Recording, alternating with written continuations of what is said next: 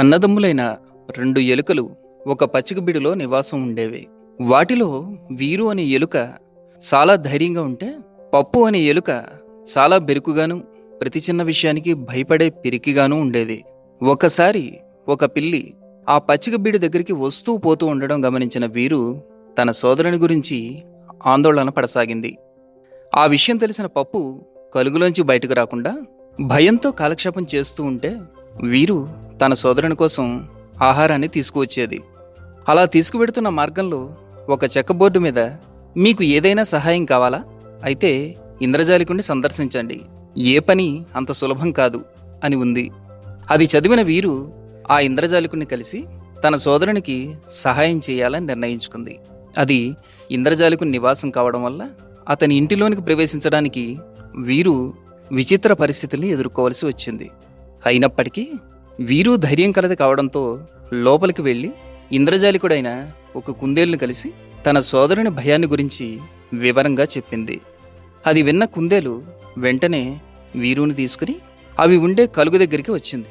ఆ చప్పుడికి బెదిరిపోయిన పప్పు కలుగులో తన పక్క కింద చేరి గజగజ వణికిపోతూ భగవంతుణ్ణి ప్రార్థించడం ప్రారంభించింది. ఇదంతా గమనించిన ఆ ఇంద్రజాలికుడు తన 2 చేతులు పైకెత్తి ఏవో కొన్ని ఇంద్రజాల మాటలు పలికింది. వెంటనే పప్పు పిల్లిగా మారిపోయింది. వెంటనే పప్పు ఆ ఇంద్రజాలికునికి ధన్యవాదాలు చెప్పి ఇప్పుడు తనకు ఎంతో ధైర్యం వచ్చిందని అటూ ఇటూ ఆనందంగా గెంతుతూ పరుగులెత్తసాగింది.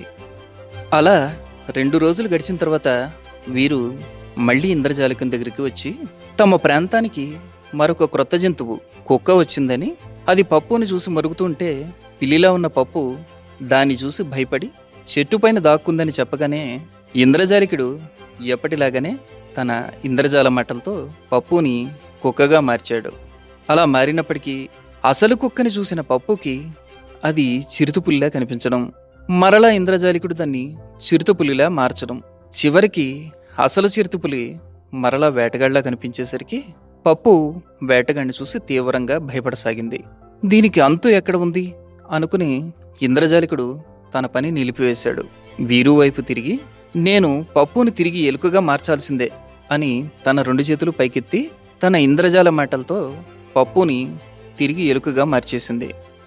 ఇంత గొప్ప ఇంద్రజాలికుడు అయ్యుండి ఎందుకిలా చేశావు అని అడిగింది వీరు.